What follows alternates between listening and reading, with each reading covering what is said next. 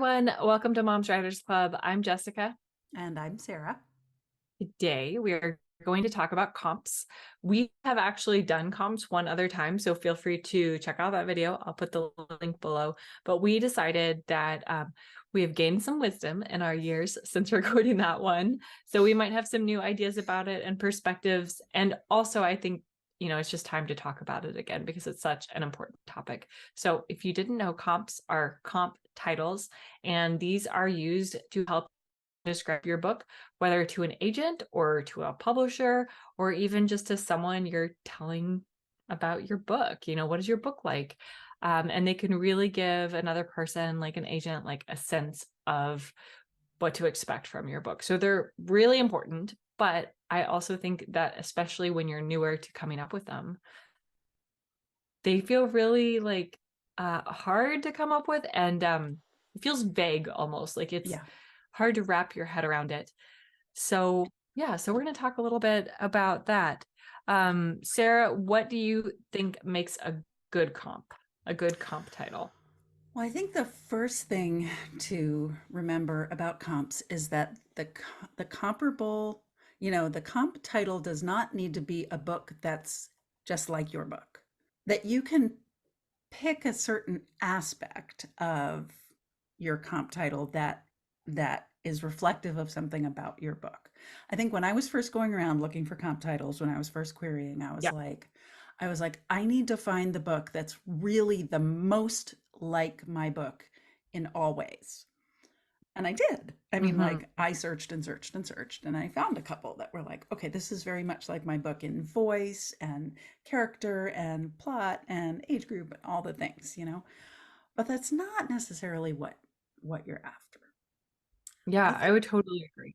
yeah, I think a good comp reflects something about your book that is like fun and juicy, you know? That's gonna make somebody go, oh, like interesting. Yeah, I completely agree. I found that that was in some ways the best way to use comp titles with my book. For example, early on with my writing group, they said that they felt like I had a voice similar to Lisa Jewell. I don't know that I completely agree with that. I actually don't love Lisa Jewell books. No offense to Lisa. They're just not my thing. But they said that my writing style was similar. So one thing I could put in a query, especially for an agent potentially looking for books, if they like specifically mention Lisa Jewell, I could say something like, with a voice or a writing style similar to Lisa Jewell's books. Like that's Right. a comp title. That's not a specific book. You could specifically mention a book, but you can also say like similar to a particular author. You could say themes as similarly as found in whatever book. You could say tense propulsive thriller in the same vein as insert a book that you think has that same pace and such as that particular book. Or for example, one comp title I'm working with right now is The Family Game by oh shoot, what's her name? My daughter just rearranged my books, and Catherine Stedman. I was like, I can't find it. I know right where it should be. And some of that is just certain elements of the plot are similar, but in other ways, Mhm. it's a very different book. Yeah. I'm not worried about my book being identical to Yeah. that book or having the same. Anyway, just you could pick different parts of your book to comp with another book. And by doing that, you open yourself up to many, many more titles than trying to find a book that is so similar to yours in every way. And honestly, it's probably better if you're not finding a book that is so similar to your book in every way, because then it's like, well, are they too similar? you know? Right, right. And Um, I think agents and editors they understand that you're not saying my book is just like this book. They get that. They understand that you're saying that my book is going to appeal to readers of this other book because of this particular thing, the voice or the setting or the whatever time period. yeah, yeah, And they totally. get that. They understand. I once in the very beginning, I once comped to this was like learning experience. I comped to a book that was written, it was basically historical fiction. And that I feel like is one thing that you sort of shouldn't do, like go totally outside your genre, you know? So I was writing contemporary fiction and I was comping to this book that was totally historical fiction. And I remember I actually had a consult with the agent at a conference and she was like, "Oh, I don't get it. That's historical." Like I just looked at the Yeah. look on her face. She was like, "Huh?" Yeah. So I what do you don't think know. about that? I think that there are exceptions to every rule. I would say Yeah. for most people that is the case, but I could also see, like, if your book is science fiction, I think it's a little easier to comp like a contemporary fiction novel with like maybe a similar type of main character or Right. something like that. But I probably wouldn't, if I had written a contemporary fiction, I probably wouldn't comp a science fiction. Right. Does that make sense? Like, I think you Yes. could pull like that more general fiction into our genre fiction, but Right. maybe not. Not But again, there are always exceptions. You should always have at least one comp title that's within the last 3 years. Like it should be current. So if you are using something that's 10 years old, that's fine. But you should also have something that's more current. And I will also add, I think a good comp can be something that's not a book. I yeah. think you still need to have at least one book as a comp title, but you could comp a movie. One of the books I pitched my agent a year or two ago when we were like discussing what I was going to write next, I used a Taylor Swift song and it worked really well. Yeah. Like if you went through and like listened to it or read the lyrics, it like had such the vibe that I was trying to Right. communicate in this. So I mean, you can even do things like that. Yeah. Um, Totally. so yeah, consider other things, but always have at least one recent book publication as Yeah. one of them. Yeah. One thing you want to make sure you're doing when you're picking your comp titles is um, don't pick ones that are so obscure that the agent's going to look them up and be like, "Oh, I've never even heard of that. That book sold 120 copies." You know, even if 10 it's a years ago. total work of genius, like it's a bummer, but you know, you want to show it's the query letter is a sales pitch basically, and the letter that your agent sends to editors to get you a book contract is also a sales letter. Mhm. And you're trying to persuade them that your book is going to sell. And so you don't want to pick something super obscure that nobody's ever heard of and that didn't make money. And you also don't want to pick something that was such a huge blockbuster that it's just completely fantastical that you know how to put this like Harry Potter. Your book should not be comped to Harry Potter. yeah, but Or, why not? Like, well, now it's because that could mean like a billion freaking things. Like Harry Potter is yeah, this like giant yeah, world. If you have to comp to Harry Potter, be specific. But also keep in mind that book series stopped publishing like 12, 15 years ago. So if you feel like you need to do something like that, you need to be really specific because what does that mean? It happens in a magical world. It happens at a magical school. There's the chosen one. Like that could mean anything. right, And you want to be a little more specific than that. right.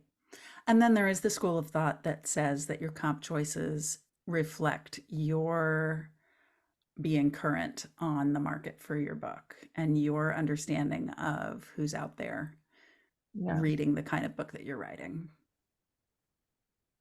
Yeah. You know, so Uh, if you're writing, you know, if you've got a piece of literary fiction, maybe you are comping to things that are more obscure, but like you're obscure in the general population, right? But you're pitching it yeah. to a literary fiction agent, like somebody who will know what this book is and not have to look it up. So in a way, it's kind of like know who you're pitching to as well, you know?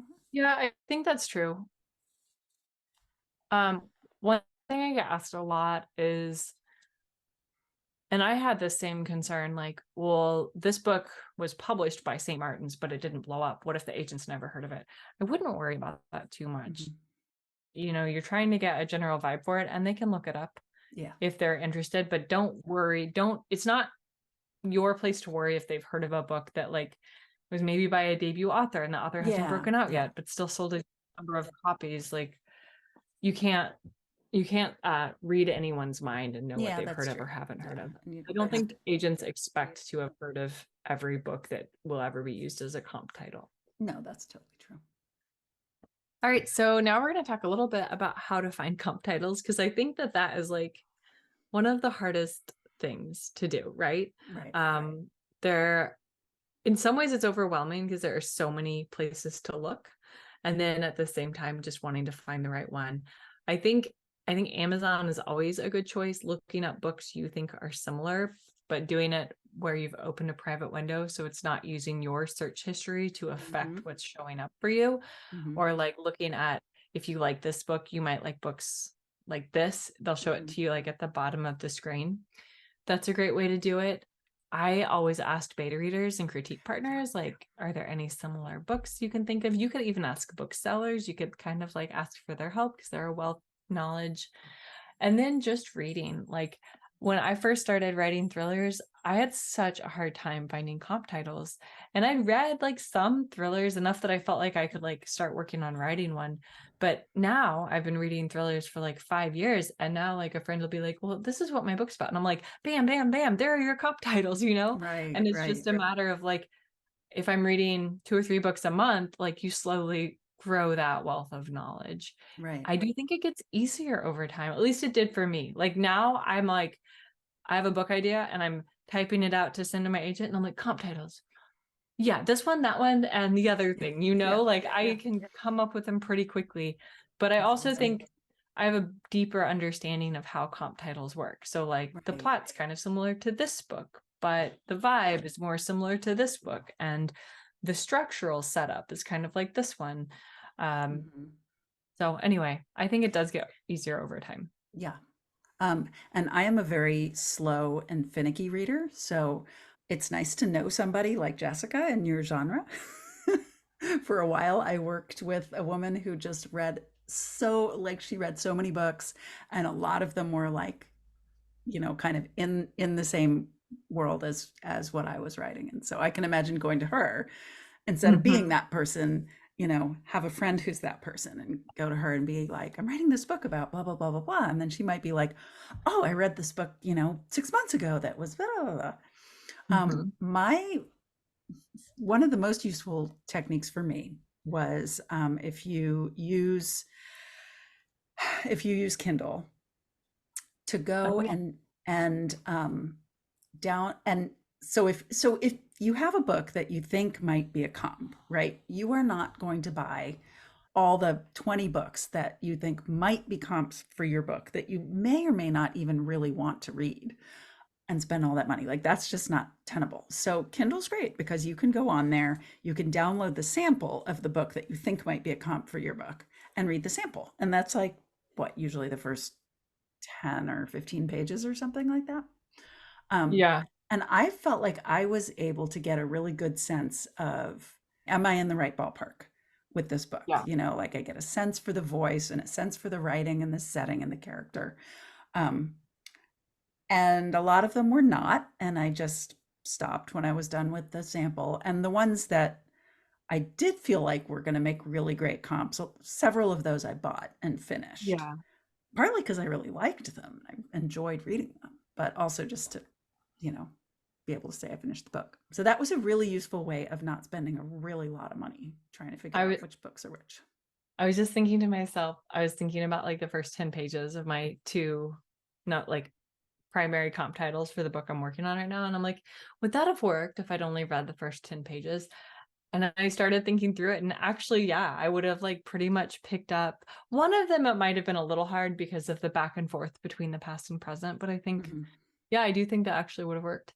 I was looking at an article by Carly Waters too, and she said, and we kind of said this, but I like the way she put it. She said, consider your category and genre and where your book fits in the publishing world. How would your book be pitched? And I think that's a good thing to remember when you're looking for comp titles. Like your comp titles should represent that in some way. How do you So, mean? like Make Me Disappear, my first book, was pitched as a domestic suspense psychological thriller. So like my comp titles for the most part probably are going to be in that area, they're probably going to be comp titles that have like a maybe not in first person, but you're close to the character. You're really in their head. You really know what's going on with them. Might be dual point of view, since that book is dual point of view. Just thinking about like the ways your book could be talked about when it's being pitched to someone, and having comp titles that represent that. I have found a couple of good comps in my history when I was querying, and when I was like, I would look at agents' profiles on their websites, and a lot of them were like, I'm looking for the next such and such title or such and such author, or the books that I've read recently, like my favorite books that I've read recently were X, Y, and Z. And several times I was like, oh, that is a comp for my book. So A, I am going to query that agent. B, I'm going to use that as a comp title, you know? And so when I saw titles like that, I did my Kindle thing where I went to get the sample and I read part of the book and I was like, oh yeah, perfect. Then that could be my personalization too.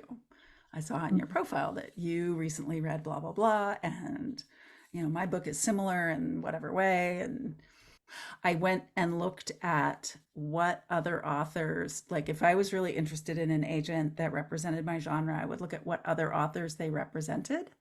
and what books those authors had written and whether there might be anything in there, because that's another situation where A, you might come up with a great comp title, and then B, you've got your personalization. Like, I really loved such and such by this author that you represent, and so I Yeah, wanted to blah blah blah. that's a great idea. I never did that, but I think it would have been really helpful to do that. Anyway, I think that's about all we have on comp titles, but Yeah. if you have any questions, just drop them below. We can definitely address them in future episodes. And we will talk to you all soon. We're still doing our Wednesday night chats over on Twitter for the time being, with the hashtag Moms Writers Club. And I'm over there at author Jess Payne. And I am at Sarah Reed Author. And we'll talk to you next time. Bye.